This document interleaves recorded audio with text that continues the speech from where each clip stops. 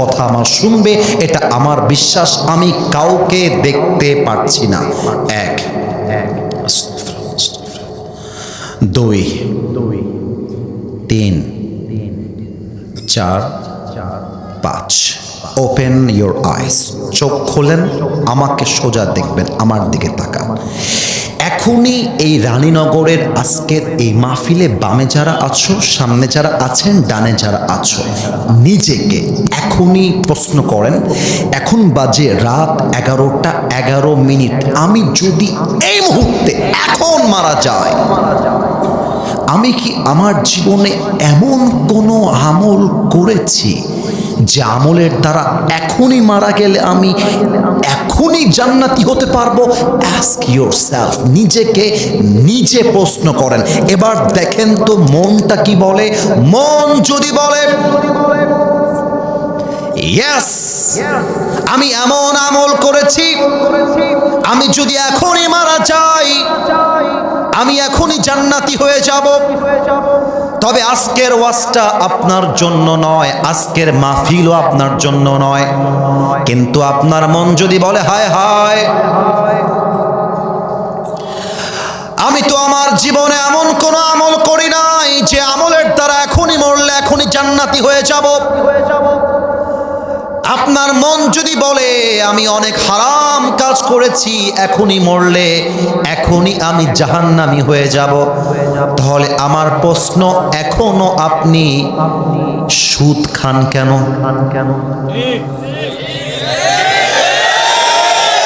এখানে অনেক যুবক বসে আছো, মুরব্বী বসে আছেন, আমি মাফ চাচ্ছি, এখন যে কথাগুলো বলবো গায়ে কাটা লাগতে পারে, বাট ওয়াল্লাহি আল্লাহর কসম করে বলছি, আমি কাউকে ডিসরেসপেক্ট করে কথা বলছি না। এখানে অনেক মুরব্বী যুবক বসে আছে, এই মাহফিলে ওর পকেট চেক করলে বিড়ির প্যাকেট এখনই পাওয়া যাবে, এই মাহফিলে পাওয়া যাবে। আমি হাসির জন্য বলি নাই, কেউ হাসবেন না। অনেক যুবক এই মাহফিলে বসে আছে, যে যুবকটা এই মাহফিল থেকে তার গার্লফ্রেন্ডকে মেসেঞ্জারে রিপ্লাই করেছে, এই মাহফিল থেকেই সে করেছে। এখানে অনেক যুবক তারা দাঁড়িয়ে আছে, বসে আছে, এরই মাঝে এমনও যুবক আছে যে যুবকটা এই সপ্তাহে তার গার্লফ্রেন্ডকে নিয়ে পার্কে ডেটিং করে আসছে, এখানেই বসে আছে। কলিজার ভাইয়েরা আমার, আমি তোমাকে আঘাত দেওয়ার জন্য বলি নাই, আল্লাহে আমি তোমার পায়ে হাত রেখে বলছি, আমি আসিফ তোমার শত্রু নই, আমার কথাটা বোঝার চেষ্টা করো। মৃত্যু যখন মানুষের সামনে হাজির হয়ে যাবে, মৃত্যুর ভাগ হবে দুইটা। নওগাঁবাসীর সাউন্ড চাই, বলেন সবাই কয়টা? আওয়াজটা ডান পাশ থেকে আসে নাই, বলেন সবাই কয়টা?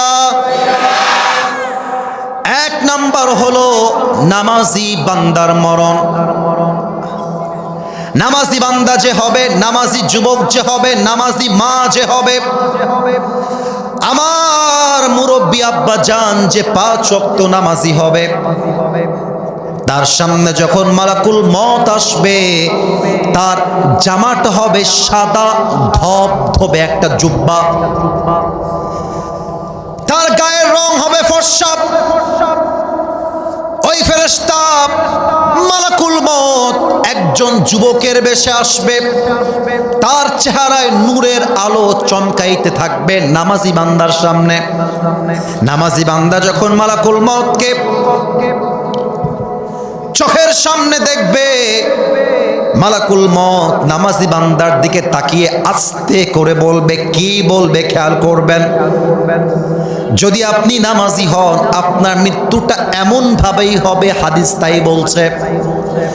নামাজি বান্দার সামনে এসে মালাকুল মত নরম সুরে ডাক দিয়ে বলবে, ইয়া আইয়াতুহান নাফসুল মুতমাইন্না উখরুজি ইলা মাগফিরাতিল্লাহি ওয়া রিজওয়ানি। ও নামাজি বান্দা, বের হয়ে আসো, বের হয়ে আসো। এবার নামাজি বান্দা ডাক দিয়ে বলবে, আইনাল খুরুজ, বের হব কোথায়, আমার ঠিকানা কোথায়? মালাকুল মউত ডাক দিয়ে বলবে ইলা মাগফিরাতিল্লাহি ওয়া রিজওয়ানি, আরে আসো আসো, বের হয়ে আসো, তোমার ঠিকানা হলো আল্লাহর জান্নাতে। সুবহানাল্লাহ পড়বেন না? এবার আমাকে দেখবেন, মাইকটা হটাইছি, আমার ডান হাত দেখা যায়? একটু কথা বললে ভালো হয় রে বা, দেখা যায়? এই মালাকুল মউত তার ডান হাতটা নামাজি বান্দার জন্য তুলবে। আমি আবারও বলছি, নামাজি বান্দার রূহ কবজ হবে বাম হাত দিয়ে নয়, ডান হাত দিয়ে। কেমন ভাবে আমি বোঝাচ্ছি, রূহটা আছে এখানে, নামাজি বান্দার রূহের দিকে মালাকুল মউত তার ডান হাতটা বাড়িয়ে দিবে। রূহ যখন বের করবে, একটা পিঁপড়া কামড় দিলে যেই পরিমাণ কষ্ট হয়, তার চাইতে কম কষ্ট দিয়ে নামাজি বান্দার রূহকে কবজ করা হবে। সুবহানাল্লাহ তো বললেন না? এবার আমার দিকে তাকান তো, এইটা আমার হাতে বসুন্ধরার টিস্যু, এটার নাম কি? Tissue, tissue. আচ্ছা, টিস্যুটা একটু খেয়াল করেন, বুঝে উত্তর দিবেন। আবারও বলছি, না বুঝে বলার কোনো প্রয়োজন নেই, আমরা সঠিকটা বলতে চাই। এটা কি গোল না চারকোনা? Right answer. আবারও, গোল না চারকোনা? একটা হাদিস শোনাচ্ছি, মাথায় রাখবেন, আজীবন মনে শান্তি দিবে। কাফাম মিন আকফানিল জান্নাহ ওয়া হানুত মিন হানুতিল জান্নাহ। নামাজি বান্দার রূহকে জান্নাত পর্যন্ত নেওয়ার জন্য আল্লাহ তাআলা জান্নাত থেকে একটা লাল রেশমি রুমালের কাপড়, চাদর, রুমাল নামাজি বান্দার কাছে মালাকুল মউতের মাধ্যমে পাঠিয়ে দিবে। আপনার রূহটাকে সুন্দর করে রুমালে রাখা হবে, সোজা ইল্লিয়িন তথা জান্নাতের ঠিকানায় নিয়ে নামাজি বান্দা রূহকে ফেরেশতা সম্মানের সাথে রেখে দিবে। সুবহানাল্লাহ, তাও পড়তে পারলেন না? এবার আসেন, বেনামাজির মৃত্যু কত ভয়ঙ্কর হবে। এই মায়েরা যারা এসেছেন, আম্মা জান, আপনি বাসায় থাকেন কিংবা মাহফিলে থাকেন, আম্মা জান, ও আম্মা জান, কানটা নয় কলিজা দিয়ে শুনতে হবে। আম্মা জান, আজকালকার বেশিরভাগ মেয়ে নষ্ট হয়ে যায় মায়ের জন্য, একমাত্র মায়ের জন্য মেয়েরা নষ্ট হয়। রাগ করবেন না, রাগ করবেন না। একজন মা ভালো হলে মেয়ে ভালো হয়, একজন মা চরিত্রহীন হলে মেয়েটাও চরিত্রহীন হয়ে যায়। আম্মা জান, আমার কথাগুলো আজকে শুনে যান, চরিত্রহীন মেয়ের মৃত্যু কেমন হবে। যে মুরব্বী 60 বছর বয়সে এসেও চায়ের দোকানে বিড়ি টানে, তার মৃত্যু কেমন হবে, এটা আজকে আমরা হাদিস থেকে জানতে চাই। আমার দিকে তাকান, আমার বাবা রাজশাহীর মেডিকেলে ভর্তি ছিল, আজ থেকে ওইটা মনে করলে আমার হাত পা একটু কাঁপে।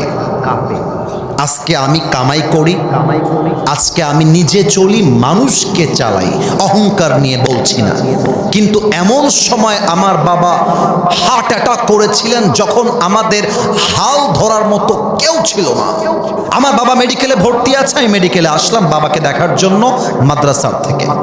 বাবা ভেতরে আছেন, ক্যাবিন পেয়েছেন। একজন হার্টের রোগী, সে ক্যাবিন পায় নাই, বাহিরে পাটি পেড়ে শুয়ে আছে। যারা রাজশাহী মেডিকেলে গেছেন দেখবেন যে অনেক রোগীরা বারান্দায় পাটি পেড়ে শুয়ে থাকে, দে আর অলসো পেশেন্ট, তারাও কিন্তু রোগী। তো আমি যখন বাবাকে দেখতে গেলাম, আমি দেখলাম আমার বাবার এন্ট্রান্স যে গেটটা, প্রবেশ পথ, একজন মুরব্বী, মুরব্বী বললেও ভুল হবে, মোটামুটি মুরব্বী, বয়স কত হবে, অন অ্যান অ্যাভারেজ 40-45 অথবা ম্যাক্সিমাম 50। আমি দেখলাম মুরব্বী, তাজা মানুষ, সুস্থ, বসে আছে, তার মেয়েরা আশেপাশে বসে তার সাথে কথা বলছে, তার ছেলেরাও ওখানে বসে আছে। তো আমাকে ভেতরে যাওয়ার পরে বলা হলো যে বাবা, আব্বুর ছাত্র, আব্বু প্রিন্সিপাল মাদ্রাসার, একজন ছেলে, ওর নাম মাসুম হবে বা ইব্রাহিম হবে, তো ও তো যাচ্ছে পাটি কিনতে, আব্বা তুমি যাও নিচে একটু ঘুরে আসো, তোমার ভালো লাগবে, ফ্রেশ লাগবে। আমি যখন বের হলাম দেখলাম মুরব্বী চুপচাপ বসে, তাজা মানুষ, গল্প করতেছে। আমি নিচে গেলাম, একটু ঘুরে উপরে আসছি, এসেই শুনছি চিৎকার চিৎকার আর চিৎকার। দৌড় দিয়ে গেলাম, কি হয়েছে ভাই, কি হয়েছে, কি খবর, কি সমস্যা? দেখছি যেই মুরব্বীকে 3 মিনিট আগে দেখে গেলাম তাজা বসে বসে কথা বলতেছে, এসে দেখছি মুরব্বী দুনিয়াতে আর নাই, শেষ। কিন্তু আমি খেয়াল করলাম মুরব্বীর মুখ দিয়ে কেমন যেন ফেনা বের হচ্ছে, এটা কোনো ভালো মৃত্যু নয়। বেনামাজির সামনে যখন মালাকুল মত দাঁড়ায় যাবে, মালাকুল মতের দেহের চামড়া রং হবে নীলাভ বর্ণের চামড়া। এই নওগাঁবাসী, আমার কথাগুলো কান দিয়ে শুনলে হবে না, কলিজা দিয়ে শুনতে হবে। গায়ের চামড়া হবে নীল, দেহের পোশাক হবে কালো, চোখগুলো হবে লাল টকটকে চোখ, পা থাকবে জমিনে, মাথা থাকবে আকাশ বরাবর, ইলা সামা। এমন দেহ দেখে বেনামাজি থর থর থর থর করে কাঁপবে। বেনামাজি যখন কাঁপতে শুরু করবে, মালাকুল মত চিৎকার দিয়ে বলবে, ইয়া আইয়াতুহান নাফসুল খাবিথা উখরুজি ইলা মাগফিরাতিল্লাহি ওয়া রিজওয়ানি। মালাকুল মত ডাক দিয়ে বলবে, এই বেনামাজি বের হয়ে আয়, বের হ। একটা ধমক দেওয়ার সাথে সাথে বেনামাজি রুহটা ছিঁড়ে বের হয়ে ডান দিকে দৌড় দিবে, বাম দিকে দৌড় দিবে, পেছনের দিকে দৌড় দিবে। এবার আমার বাম হাত দেখবেন, বেনামাজি রুহের দিকে মালাকুল মত he will take his hand step back, পেছনে নিবে। পেছন থেকে বেনামাজি রুহের দিকে একটা থাবা মারবে।